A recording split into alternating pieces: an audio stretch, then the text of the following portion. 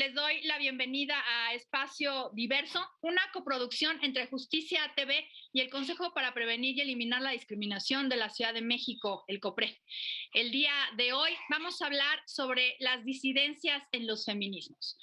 Ante la mirada hegemónica, burguesa, academicista y blanca de las posiciones feministas tradicionales, es preciso hoy reconocer que la construcción de los sistemas de opresión sucede también desde esos feminismos blancos.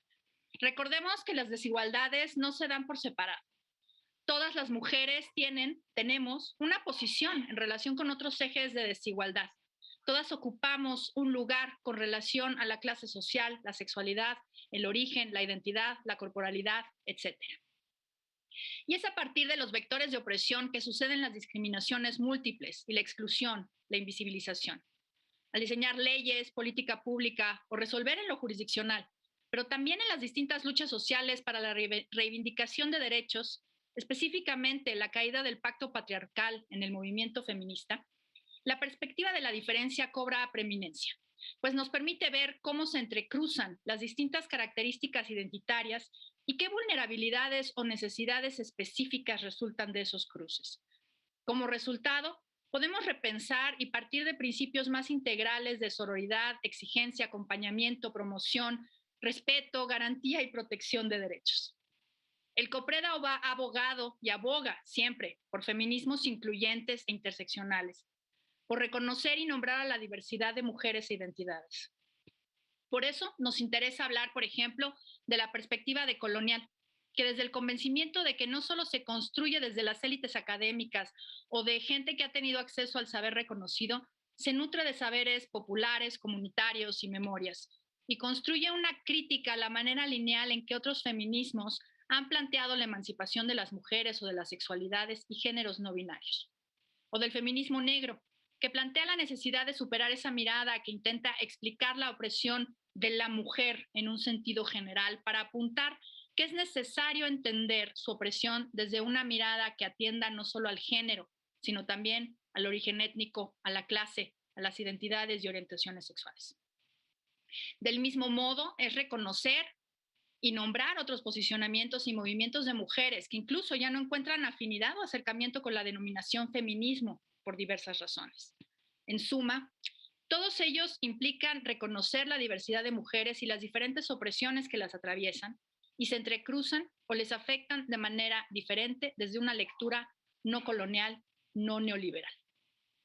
Para platicar sobre estas disidencias, no sé, justo de eso se trata el programa, de hablar, vamos a llamarles disidencias, dentro de los feminismos u otra denominación. Me acompañan el día de hoy Wackel Drullard, dominicana, parte de la colectiva Afrontera, activista antirracista, marica travesti y heterodisidente, y es Drullard. Wackel, me da mucho gusto saludarte. Y Valeria Angola, representante de Afroféminas en México e integrante de la colectiva Afrontera. Valeria, me da muchísimo gusto saludarte también en este programa. Y la verdad es que me emociona mucho este programa porque justo creo que urge hablar de estos temas, urge replantearnos pues la lucha por los derechos de las mujeres desde una perspectiva diversa. Y esa es la primera pregunta, si no pregunta detonante, digamos, que yo quisiera hacer. Valeria, ¿debemos seguir hablando de feminismo o hay que huir de ahí? Yo creo que esa es bueno, antes que nada, muchísimas gracias por la invitación. Estoy súper contenta de compartir este espacio contigo, Geraldina, y también con Wackel, mi compañero, amigo, cuasi novio político. Yo tomé la decisión hace un tiempo, ¿no? De abandonar el feminismo, pero al final creo que es una decisión personal, ¿no? Y también el hecho de justo decidir abandonar el feminismo no nos hace necesariamente antifeministas, ¿no? Y creo que es algo que tenemos que tener súper claro porque nosotras, ¿no? Desde Afrontera, con el trabajo que hacemos en nuestra colectiva, seguimos alimentándonos de la teoría feminista, pero desde una lectura pues muy crítica, ¿no? Creo que yo llegué a esta postura pues también de mucho tiempo, muchos meses de conversación con otras y otros compañeros como Wackel y como las demás integrantes de Afrontera, porque veníamos justamente gestando, ¿no?, una cantidad de críticas hacia estos postulados universalistas sobre la opresión de las mujeres, ¿no? Y también, pues sí, ¿no?, a partir de esa categorización universalista de lo que significa ser mujer, el feminismo también ha planteado una solución, digamos, unilateral, ¿no? Una mirada de la lucha de las mujeres sesgada únicamente hacia el género, ¿no? Entonces, bueno, nosotras conversando muchísimo, también viviendo en carne propia la expulsión en esos espacios, ¿no? Porque no es un asunto únicamente teórico, ¿no? En donde nosotras disentimos a partir de que leemos todos estos enunciados, ¿no? Toda esta teoría, sino también porque hay una experiencia propia, ¿no? De haber sido juzgada, señalada pues bueno, por tener esta corporalidad que nosotras tenemos, ¿no? Porque también vivimos el cuerpo, vivimos nuestra sexualidad, vivimos nuestra relación con nuestros padres, con nuestros hermanos de una manera muy distinta debido pues justamente al lugar al que pertenecemos, ¿no? Entonces, justo, ¿no? A partir de todas estas, pues sí, conversaciones que teníamos internamente, también chismes, llamadas telefónicas, compartir la chela, ¿no? A partir de eso llegamos a la conclusión que queríamos justo abandonar esta posición feminista porque también nos sentíamos exigidas, ¿no? Exigidas, como teníamos que cumplir como con el decálogo, ¿no? De la buena activista feminista. No te puede gustar el reggaetón, no te puedes desnudar, no puedes coger con un hombre, ¿cómo se te ocurre tener una relación sexual si es violación, ¿no? Y todas estos enunciados pues tan problemáticos que nosotros encontrábamos ahí, ¿no?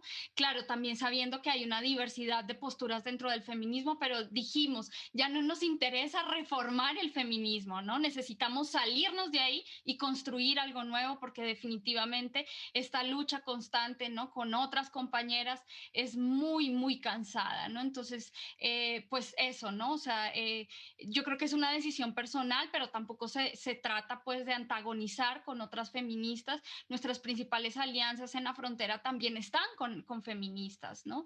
Y nos alimentamos constantemente de esa teoría porque sabemos que hay muchas contribuciones, pero al mismo tiempo hay limitantes porque la teoría feminista pues también está producida por cuerpos, ¿no? Es una teoría situada en un espacio, en una historia, etcétera, ¿no? Entonces, bueno, para empezar ya lo dejo por ahí para que Wackel complemente. Wackel, ¿se huye del feminismo? ¿Lo superamos? ¿Cómo lo nombramos ahora? ¿Qué hacemos? De acuerdo, yo estoy de acuerdo con esos planteamientos que coloca inicialmente Valeria. Creo que toda esa experiencia de nosotras de abandonar el feminismo surge precisamente de una experiencia encarnada, de una vivencia, pero es un dolor. Quiero empezar por ahí, o sea, hablando de cuerpo, quiero empezar diciendo de que es un dolor. O sea, no es una cuestión solamente que está de moda dejar de llamarnos feministas, sino que parte desde un dolor, desde una experiencia, saber que a pesar de que toda tu vida tú siendo una marica racializada del Caribe, migrante en México, y que encuentras, ¿no?, en la teoría feminista, eso que se le llama, ¿no?, el cispatriarcado, que genera violencias múltiples sobre aquellos cuerpos que como el mío y como el de Valeria desobedecemos, ¿no?, a la lógica y al orden heterosexual, al orden patriarcal, ¿no?, que hemos experimentado múltiples violencias y encontramos ahí una experiencia, una vivencia.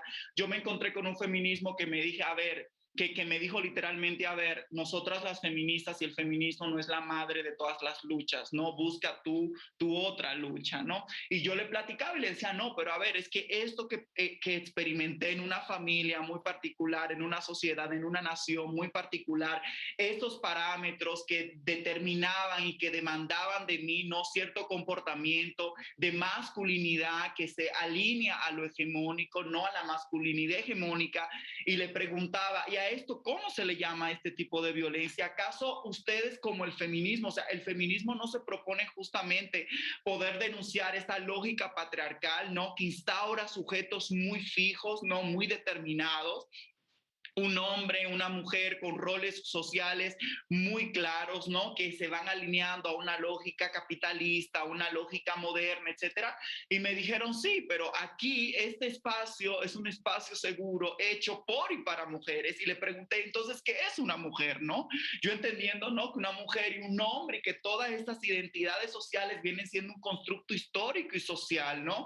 Entonces ahí me encontré con algo muy fascista, ¿no? Me encontré con el biologicismo, me encontré con el determinismo biológico, me encontré con la definición de una identidad que yo entendía como algo histórico, cultural, social, que siempre está atravesada por relaciones sociales entrecruzadas, que no solamente tienen que ver entre hombres y mujeres, sino también atravesadas por múltiples sistemas, ¿no? Que nos van constituyendo, como la raza, como la clase, como la heterosexualidad, la orientación sexual, nuestras expresiones de género, la localización política en la cual nos encontramos. Entonces pareciera que hoy hay una teoría que en vez de criticar y cuestionar, ¿no? Lo que se ha venido construyendo y lo que se nos ha dicho que es algo completamente transhistórico y real y que tienen que cuestionar como esa naturaleza o esa aistirosidad, ¿no? De eso. Entonces pareciera que me encontré yo con este feminismo que es súper determinante, que pareciera que este cuerpo que tengo en automáticamente me define, no quién soy, cómo me tengo que comportar. Entonces, frente a eso es donde yo digo, no, pues ya hay que abandonar esto, ¿no? Que esto va de la mano también y hay que reconocerlo. Es que hay que llamarle de otra manera a las luchas que nosotras estamos emprendiendo. Y aquí quiero aclarar algo. Nosotras desde Afrontera no desconocemos la violencia sexista. O sea, nosotras estamos completamente de acuerdo porque la hemos experimentado, que existe una lógica de un sujeto hegemónico, que no es cualquier sujeto hegemónico, o sea, hombre no es igual a patriarcado, patriarcado no es igual a hombre, ¿no? El esposo de Simone de Beauvoir, Sartre, no es el mismo hombre que lucha en la comunidad de Xochicuautla por la tierra y el territorio frente a una minera junto a su esposo y todas las mujeres de la comunidad, ¿no? Hablamos de un sujeto blanco, heterosexual, ¿no? Cercano al capital y a la propiedad, que ha ejercido violencia epistémica y en relación se ha constituido, ¿no? Con el saber del mundo, ha definido el saber del mundo y en consecuencia ha definido al otro y también se ha definido a sí mismo como un sujeto central. Entonces, frente a ese sexismo, ¿no? Que se constituye muy masculinista, pero al mismo tiempo blanco, ¿no? En detrimento de identidades feminizadas o de mujeres, ¿no? En toda su variedad, ¿no? Entonces ahí nosotras reconocemos que hay un sistema de opresión sexista que hay que luchar con eso, ¿no? Pero nosotras no estamos de acuerdo con esta mirada completamente universalista que ha hecho el feminismo a nivel global, que ha querido equiparar de que todos los hombres son violadores y que todos los hombres encarnan el patriarcado y que todas las mujeres por definición son oprimidas. Eso es falso, Geraldine, y nosotras queremos decirlo bien claro. Hay mujeres que ejercen el poder militar y ejercen el poder institucional del Estado y de la policía y reprimen, ¿no? En nombre de la igualdad y en nombre de la interseccionalidad. Entonces, frente a esta mirada, hay dos cosas para ir finalizando. La primera es que nosotras nos dimos cuenta que ese feminismo, que también yo creo que aquí tenemos que hacer genealogía feminista, porque pareciera que este feminismo de ahorita que estamos viviendo, 2020, año pandémico, 2021, no es el mismo feminismo de los 60, de los 70, ¿no? Eso es un feminismo que está obsesionado con la inclusión dentro del Estado-nación y cualquier movimiento político que quede incrustado dentro del Estado nacional y su aparato de Estado y todas sus instituciones automáticamente queda asimilado, capturado y forma parte del neoliberalismo. O sea, esto es un feminismo que quiere participar en el Banco Mundial, en el Fondo Monetario Internacional, es un feminismo islamofóbico, es un feminismo que participa en las dinámicas del pacto patriarcal y masculino, ¿no? Del neoliberalismo y del capitalismo a nivel global, ¿no? Entonces nosotras no estamos de acuerdo con este feminismo que insiste en una agenda que esa agenda es la paridad. Y es una paridad muy complicada, Geraldine, porque es una paridad no en términos como que todas somos iguales y punto, que dicho sea de paso, eso es problemático, no todas somos iguales y no todas las personas nacen con los mismos derechos, sino que aspira en la igualdad hasta en los términos de muerte. O sea, por ejemplo, hay agendas feministas que piden paridad de género, ¿no? En los ejércitos, ¿no? Y en las políticas militaristas a nivel global. Entonces, hoy se invade Palestina y muchísimos otros territorios en el nombre de la inclusión, en el nombre de la igualdad, y eso me parece muy peligroso. Y por último, yo creo que el feminismo, un error que ha cometido, y claro, aquí hay que reconocer lo complejo, porque como decía Valeria, ¿no? Hay múltiples feminismos también, pero un error que ha cometido es hacer una lectura, primordialmente una lectura desde el patriarcado, y el mundo no es solamente patriarcado. O sea, el mundo es una matriz colonial, es una matriz de opresión, es una matriz que genera dominación, donde los sujetos están localizados, no solamente en términos de sexo, género, sino también por clase, por raza, donde el capitalismo juega un papel fundamental en la administración de la vida, no de los de arriba hacia los de abajo, donde hay una disputa completa por los recursos, por la vivencia, y no solamente por los recursos en términos tangibles, sino también por nuestras propias vidas. O sea, ahorita estamos disputando la sobrevivencia. Entonces, un movimiento político que no mire, que no tenga una lectura imbrincada, general, compleja de cómo está funcionando esta matriz de dominación, se queda corto, ¿no? Porque es que el problema es demasiado grande para hablar solamente en términos binarios, hombres y mujeres. Aquí hay que hablar de sujetos subalternizados que están siendo la carne de cañón para el sostenimiento de este error de mundo y de planeta.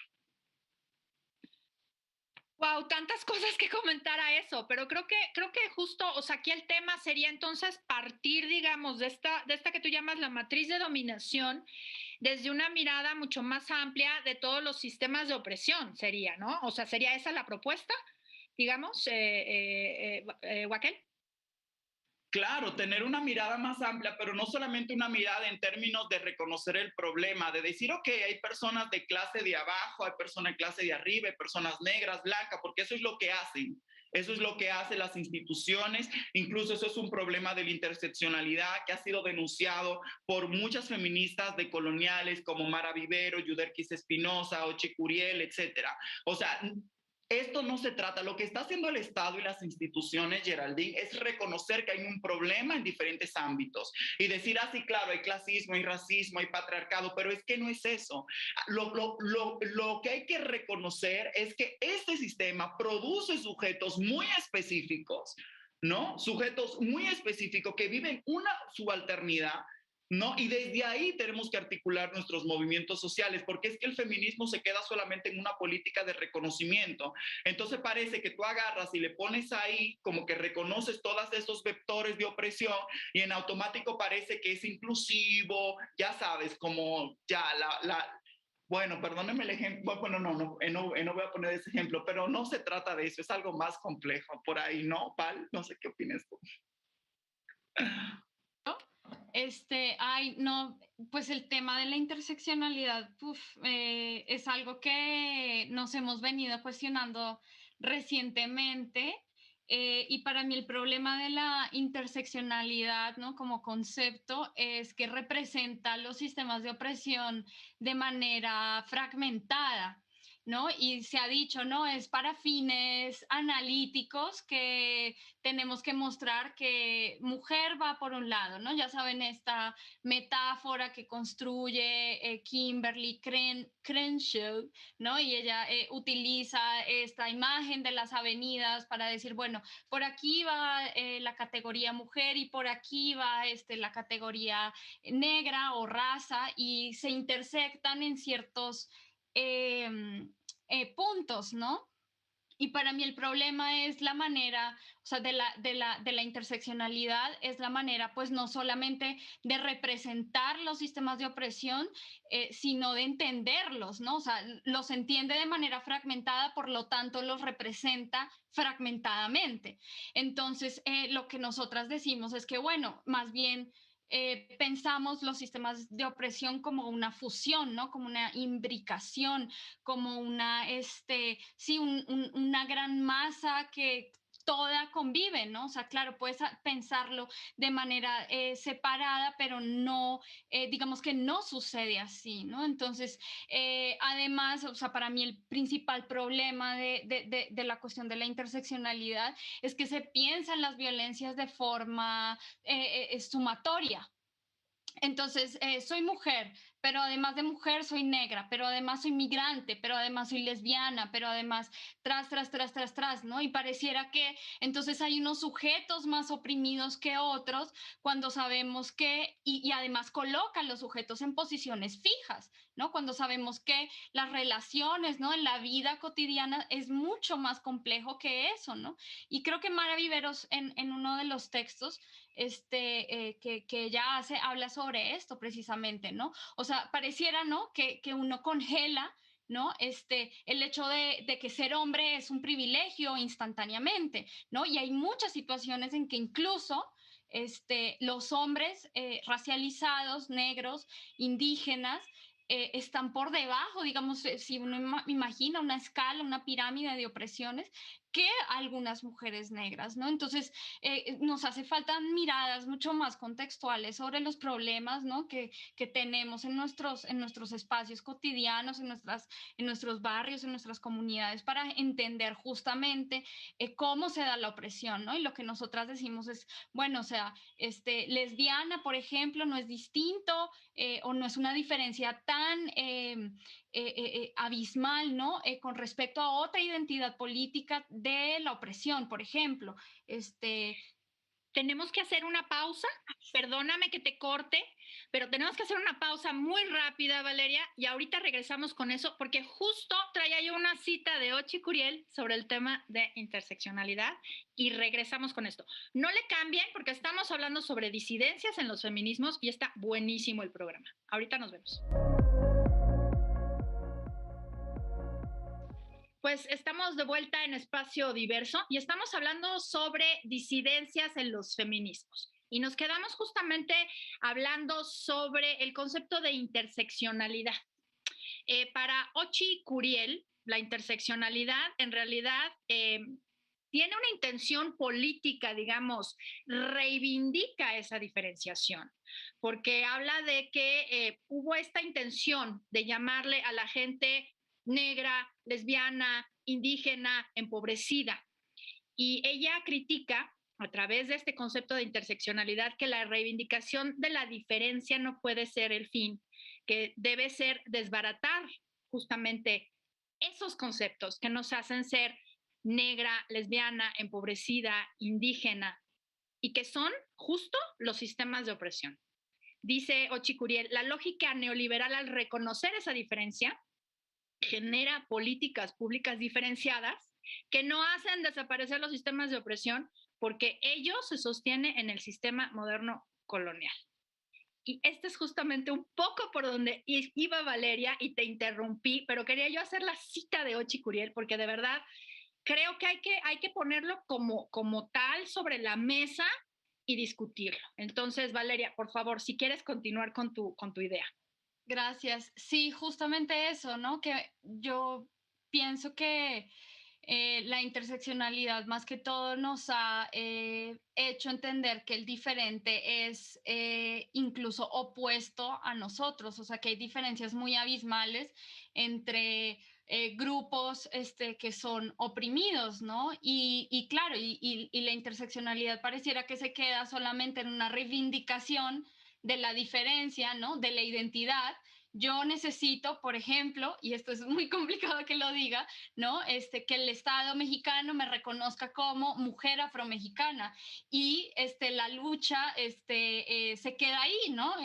Por aparecer en el artículo 2 de la Constitución Política y sin embargo no hay un cuestionamiento sobre los mecanismos históricos, culturales, económicos, ¿no? Que producen precisamente esa identidad, ¿no? Y yo, pues nosotros hemos hecho también una crítica a la cuestión de las identidades, ¿no? Porque nosotras creemos que nuestra identidad, ¿no? Como negras, como mujeres racializadas, no es algo con lo que esencialmente hayamos nacido, no es algo que pueda encontrarse en nuestra física, en nuestra anatomía. Claro, hay marcadores corporales que son evidentes, ¿no? Y que justamente generaron, ¿no? Como esa indignación que nos ha traído hasta este punto, ¿no? En una lucha antirracista, pero yo no creo que yo tenga un gen, ¿no? Que pueda rastrear el médico con, no sé, una prueba de sangre, decir, ella es, ¿no? Originaria de, porque no, ¿no? O sea, hay hay un entramado, ¿no? Hay un entramado de relaciones sociales, de relaciones económicas y políticas que tienen una larga historia que producen estas corporalidades racializadas, no es que nazcamos con ellas, ¿no? Entonces, claro, la tarea es entender desde dónde nacen esas diferenciaciones para poder justamente atacar ese origen, esa matriz, ¿no? De dónde surge todo eso. Entonces nosotros, bueno, yo al menos creo que nosotros percibimos las diferencias como una manifestación más de esa matriz de opresiones, de esa matriz de dominaciones, ¿no? Y no como una cuestión opuesta, ¿no? Que es un poco la crítica que yo pienso que también le hacemos al feminismo hegemónico, al feminismo blanco, que es entender a los hombres como una diferencia, ¿no? Como, sí, en una relación de opresor-oprimida, cuando sabemos que en efecto, ¿no? Todos reproducimos violencias racistas, machistas, o reproducimos homofobia, reproducimos transfobia, estamos dentro de este mundo, error de mundo, como dice Joaquín, ¿no? En donde es inevitable no reproducir alguna violencia, ¿no? Sin embargo, entendemos, ¿no? Que los hombres, por ejemplo, racializados, también son parte, ¿no? Pues son víctimas, ¿no? De un sistema que produce también sus propias violencias, ¿no? Entonces, claro, nosotros estamos en ese ejercicio constante de comprender que esas diferencias necesariamente no son oposición, ¿no? Que no hay jerarquías con la gente de aquí abajo, ¿no? Claro, hay diferencias que podemos reconocer también, ¿no? Algunas de nosotras hemos ido a la universidad, algunas de nosotras tenemos trabajos asalariados. Sin embargo, yo no creo que esos sean privilegios en el sentido estricto del término, porque privilegio es, Geraldina, acumular y acumular años de acumulación de capital, ¿no? O sea, el hecho de que nosotras hayamos podido acceder a ciertas cosas no significa que ya estemos en un lugar de privilegio necesariamente, ¿no? Entonces, bueno, por ahí. ¿Puedo añadir algo súper rápido, Geraldine? Sí, yo quisiera también decir que la interseccionalidad es una buena herramienta que aquí le ha servido al amo, o sea, entendiendo al amo como el capitalismo, no la forma de organización del mundo, del heterocapitalismo, para resolver problemas coloniales. Y eso ha sido un gran problema, o sea, interseccionalidad, feminismo y todas esas lógicas que muchas veces caen en la inclusión. Nosotras entendemos también que la inclusión en sí no es buena. A la gente le encanta hablar como de inclusión, pero ¿incluir en qué? O sea, incluir, ahorita celebramos la primera policía trans, todo el mundo celebrando. El primer policía gay, todo el mundo celebrando. Perdón, pero la policía debe de ser abolida. O sea, la policía es el brazo armado del Estado, ¿no? Que históricamente ha ejercido la fuerza y la violencia contra las disidencias y aquellas corporalidades que han sido insoportables, ¿no? Para el proyecto heterosexual de la nación como tal, ¿no? O sea, recordemos Stonewall, ¿no? ¿Cómo surge eso, no? Por la violencia policial. Entonces, a mí me resulta peligroso, complicado que hoy celebremos, ¿no? Que tenemos en el ejército, en la policía, en las instituciones que generan muerte, ¿no? Que generan tanto políticas, ¿no? A personas de la disidencia que históricamente no han sido consideradas humanas. Entonces yo entiendo la interseccionalidad también como este parche que quiere resolver, ¿no? Con la inclusión, problemas coloniales. Y eso ha sido un gran error también del feminismo, y no solamente del feminismo, también de la izquierda, del marxismo, de los movimientos LGBT, ¿no? Y es que el problema real de esto, Geraldine, y a quienes nos escuchan en este maravilloso programa, es que el colonialismo es el problema, la colonialidad es el problema. Hay que entender que eso no es una cosa del 1492.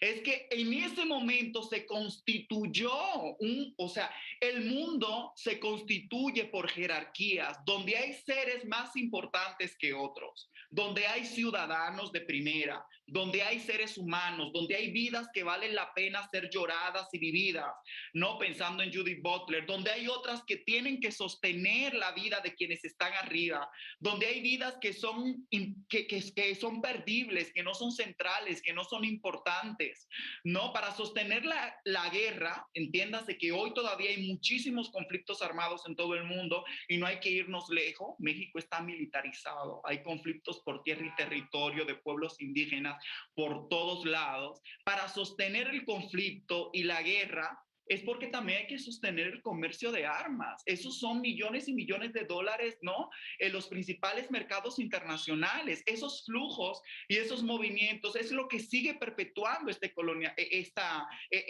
de guerra. Pero eso no es un tema actual nada más, es colonialismo también. O sea, el colonialismo fue una primera guerra que se vivió, donde los cuerpos negros, indios, racializados, se definieron como no humanos, como inferiores, para sostener esas vidas centrales e importantes. Y esa lógica se ha sostenido durante todo el tiempo, es lo que seguimos viviendo ahorita, ¿no?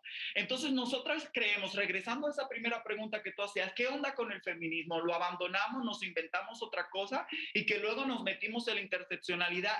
No, yo personalmente diría, es que hasta que no entendamos que en todas nuestras luchas, más que antipatriarcales, que sí tienen que ser antipatriarcales y entendiendo qué significa antipatriarcal, antisexista, antiheterosexual en términos como régimen político, tienen que ser anticoloniales. Porque es que el Estado-nación en el cual nosotros estamos ahorita, la independencia es una gran ficción, nunca hemos tenido independencia a propósito del 15 de septiembre y todo el grito y que todo el mundo estaba celebrando. Recuerde que quienes lograron independencia fueron blancos, criollos, privilegiados de este territorio y lo que hicieron fue que se pelearon con las metrópolis para tener su propio pastel propio. ¿No? Y así, y siguió perpetuándose la desigualdad, la explotación, y se construyeron metarrelatos, ¿no? Y así se construyó la clase política que tenemos tanto en México como en toda América Latina y a nivel global.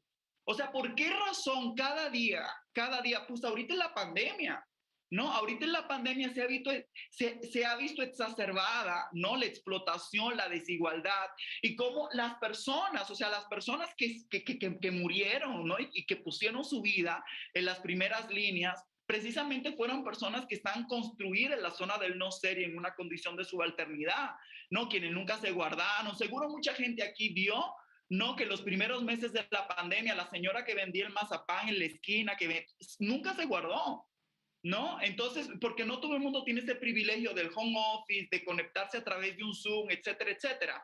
Entonces, el mundo, la colonialidad no ha dejado de existir. El colonialismo es perpetuo y se ha mantenido desde 1492. Y nuestra apuesta, nosotras como frontera, como colectiva, la apuesta que hemos tenido es no entender la lectura del mundo en el que vivimos en términos de un solo vector de opresión, dígase patriarcado, sino como una matriz de dominación moderna colonial, donde el capitalismo es central y donde hay múltiples regímenes de opresión que configuran toda una antropología, ¿no? Que hacen cuál es el lugar que tú tienes en el mundo. Es que en el mundo que estamos viviendo ahorita define espacios para cada quien, ¿no? Entonces nosotras no nos preguntamos, o sea, nuestra intención, y aquí criticando la interseccionalidad, no es decir, ah, claro, hay mujeres, hombres, lesbianas, gay, en consecuencia, reconozco esta diversidad. Nuestra crítica es ¿por qué hay negras? ¿Por qué hay indios? ¿No? ¿Por qué hay pobres en un mundo? ¿Por qué hay empresas que literalmente, o sea, por qué hay lugares donde la Coca-Cola, bueno, no sé si puedo mencionar esto, perdón, que se edite, pero ¿por qué hay refrescos que son más baratos que una botella de agua? ¿Por qué hay empresas que tiran toneladas de comida en el mar abierto? Porque si se regala mientras hay una hambruna global, No, eso va en contra de la ley de la oferta y la demanda, que mantiene el dinamismo de la economía y de todo este sistema mundo. Es por qué hay eso, ¿no? Entonces, mientras nosotras nos preguntamos por qué está sucediendo todo esto que es terrible, que nos indigna muchísimo, ¿no? O sea, porque hay un mundo donde los sujetos heterosexuales y donde la heterosexualidad no funciona como un vector principal de organización del Estado, de la Iglesia, no en detrimento de otras identidades y otras disidencias sexogenéricas. Nosotras no queremos ir y reconocer que, que son personas y que son importantes, que también que vengan y se sienten en la mesa. Eso a nosotras no nos interesa. Nosotros lo que queremos decir es por qué se han producido esas subjetividades que por definición y por nacimiento valen menos, ¿no? Y yo creo que mientras nosotras respondamos estas preguntas en colectivo, creemos que no tenemos toda la respuesta, vamos a tener en consecuencia pues un movimiento político con una teoría que sea profundamente contestataria y que atente contra toda la organización del planeta, porque yo creo que muchas veces estos movimientos sociales que están muy de moda no están atentando contra la Constitución y esta mala organización del planeta, ¿no? Sino que simplemente están aspirando a sentarse en la mesa del amo y de la ama.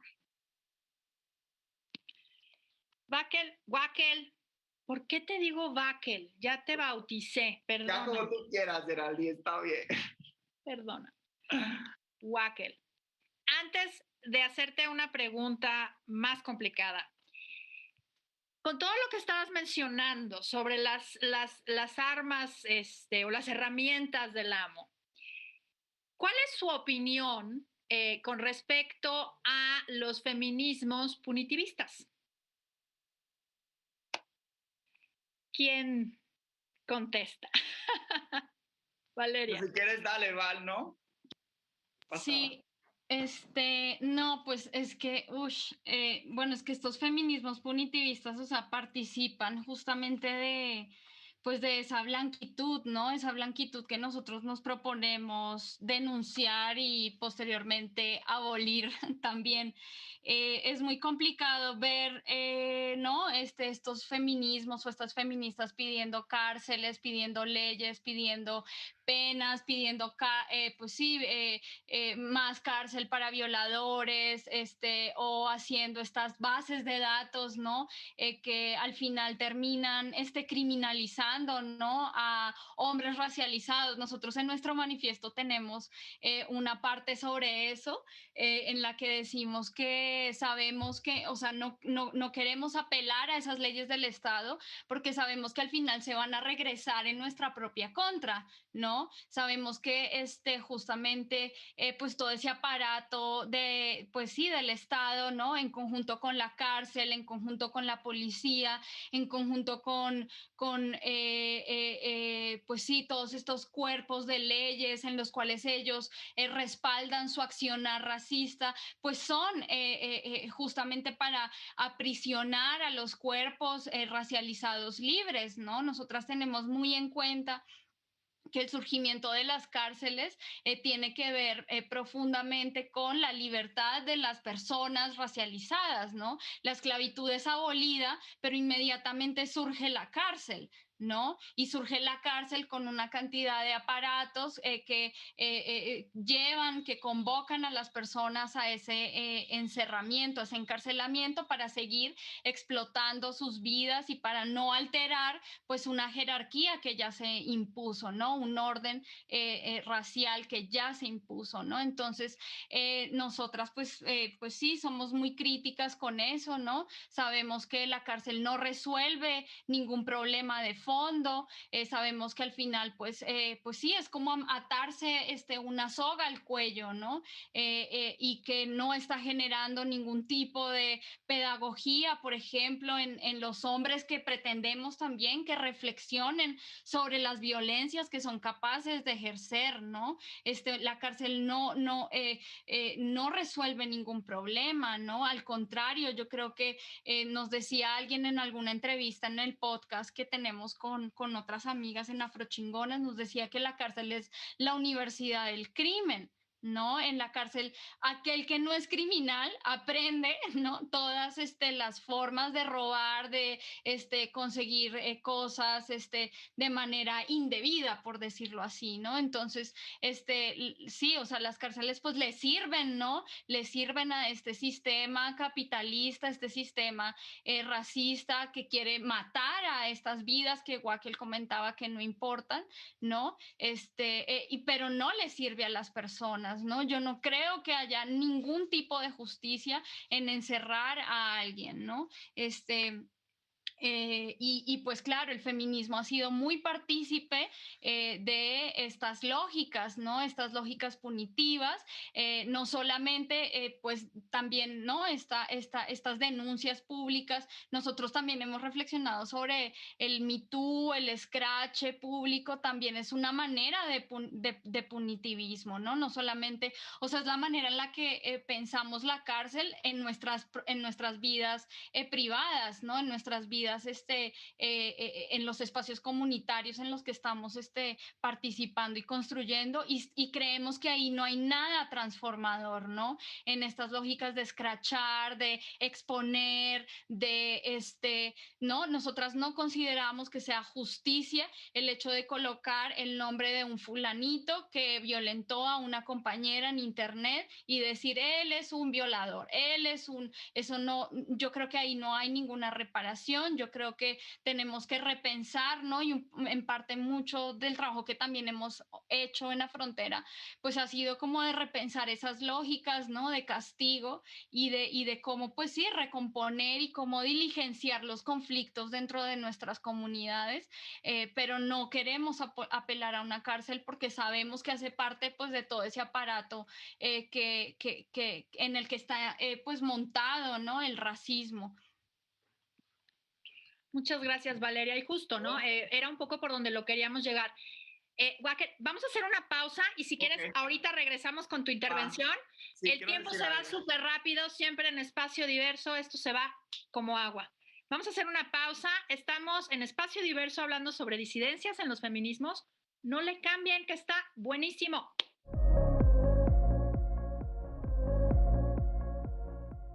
Pues estamos de vuelta en Espacio Diverso y ya nada más nos queda el último bloque del programa.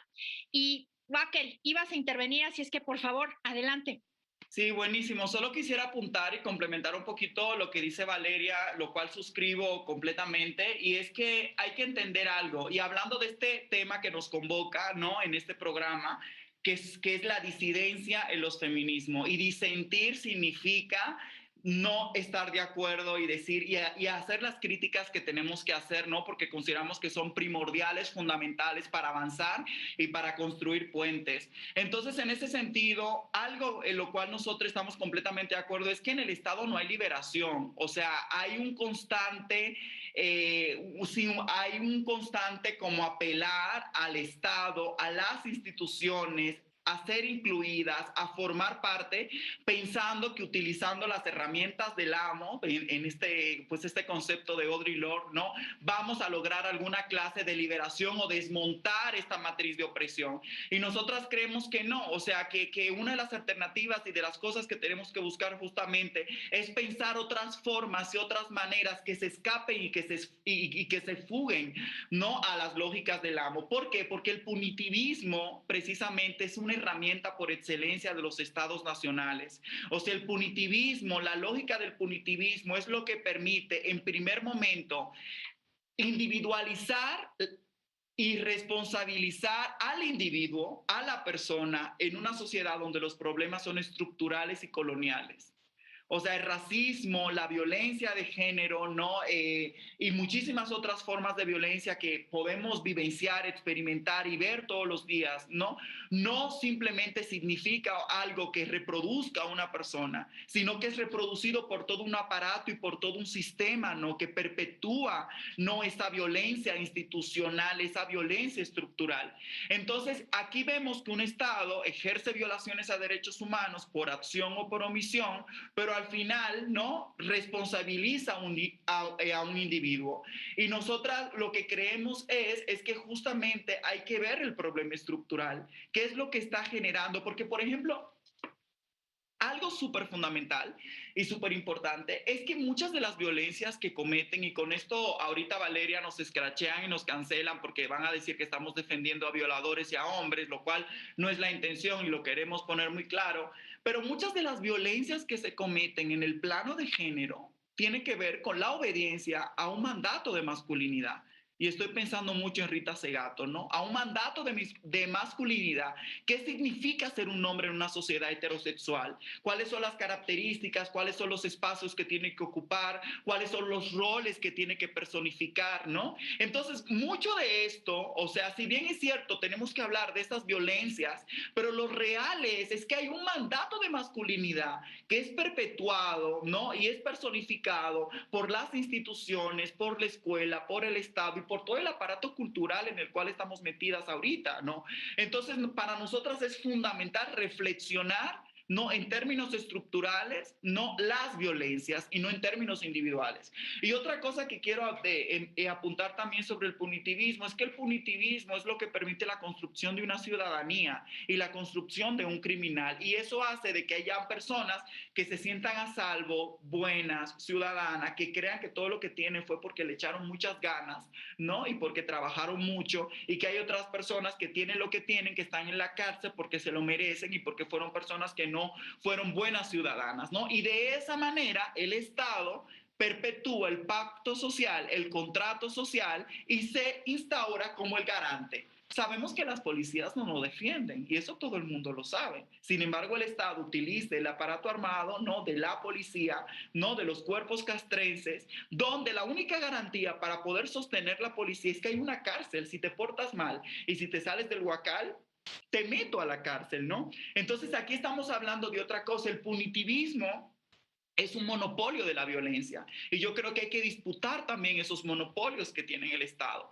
Entonces, cuando vemos que movimientos que se suponen que tienen que ser emancipadores, ¿no? Como el antirracismo, como el feminismo, apelan constantemente al punitivismo para buscar un castigo, que esto viene evidentemente de una herencia cristianocéntrica, de una herencia de la culpa, de una herencia del linchamiento, ¿no? En términos individuales, no está viendo el problema estructural y no está mirando las alternativas que podemos tener a la violencia, ¿no? Entonces eso me parece como muy importante, y lo dejo ahí porque sé que estamos cortos de tiempo.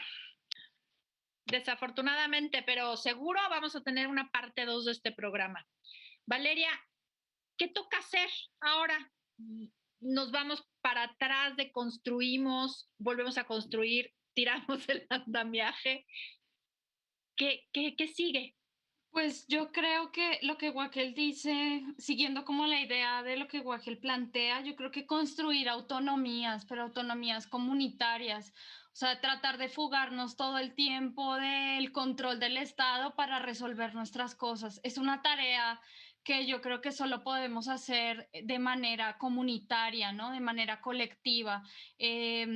Tratar de, no sé, depender lo menos del dinero, sembrar nuestra propia comida, intercambiar cosas, generar nuestros propios términos, nuestros propios conceptos, nuestra propia academia.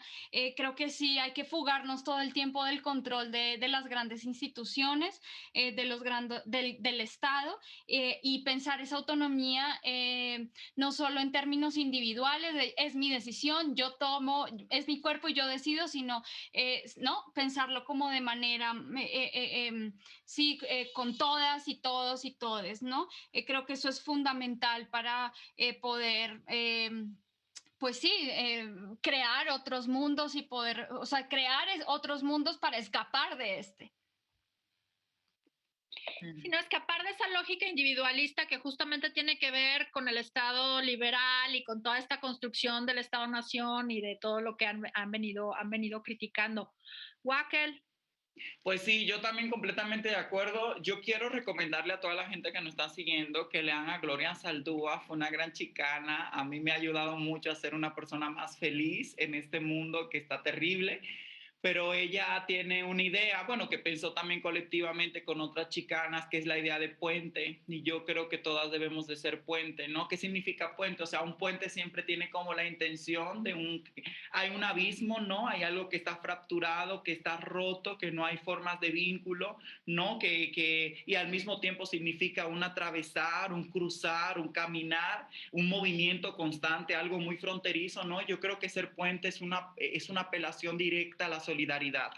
Y yo creo que si queremos justamente nosotras pensar otras formas de feminismo, ¿no? Queremos pensar otras formas de entender el mundo, escaparnos del punitivismo, entender la cárcel como una herencia colonial y tener otras alternativas de justicia, pensar en otras formas de justicia, escaparnos a los mecanismos estatales de control y pensar en formas más autonómicas, ¿no? De relacionarnos, de organizarnos, ¿no? De tener nuestros propios ecosistemas. De la única manera que lo vamos a hacer es siendo puentes, y yo creo que es lo que tenemos que hacer. Una forma y una estrategia que siempre ha funcionado a la blanquitud y al Estado para debilitar a los movimientos sociales es fragmentar a las alianzas posibles y las coaliciones posibles que pueden haber entre la subalternidad. O sea, de la única manera que el Estado y que la colonialidad del poder puede ganar, por decirlo de alguna manera, es cuando nosotras estamos fragmentadas, ¿no? Entonces yo creo que una forma muy positiva y una forma que debemos de apostar, sé que es muy complicado, es construir puentes, y construir puentes significa tener más solidaridades, establecer vínculos, conversaciones, construir consensos, construir diálogos, conversaciones, ¿no?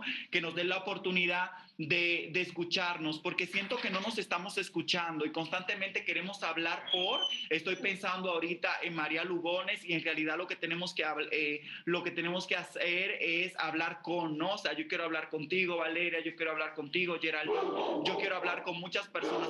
Ay, perdonen mis perros, pero esa es la idea. Bye.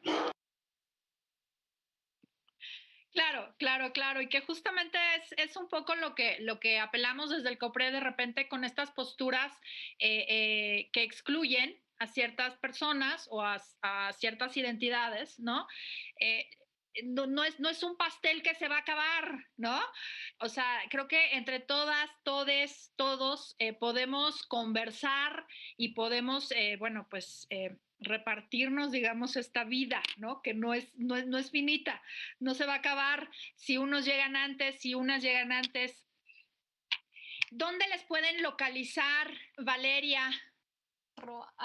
Pues en Twitter, @Valurulu, aparezco como @Valurulu.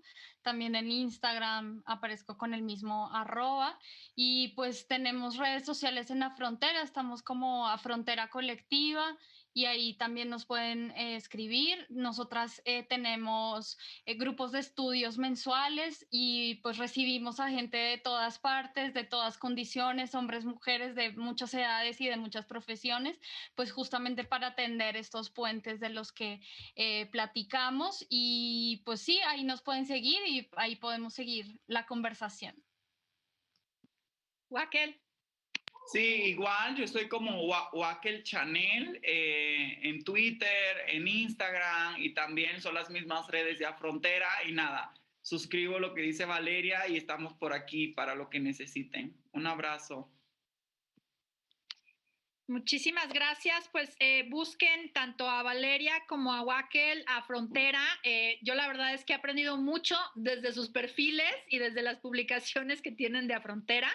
De verdad, no dejen de hacerlo, y espero que podamos tener un programa más para seguir discutiendo sobre esto, porque creo que quedaron muchísimas cosas en el tintero, pero creo que quienes nos acompañaron hoy en Espacio Diverso se van a ir con la cabeza así. Y ese era el objetivo de este programa, poner los temas sobre la mesa y hacer crítica que justo abra puertas y tienda puentes. Me gustó mucho eso. Wakel, Valeria, muchísimas gracias. Esto fue Espacio Diverso y nos vemos en la próxima.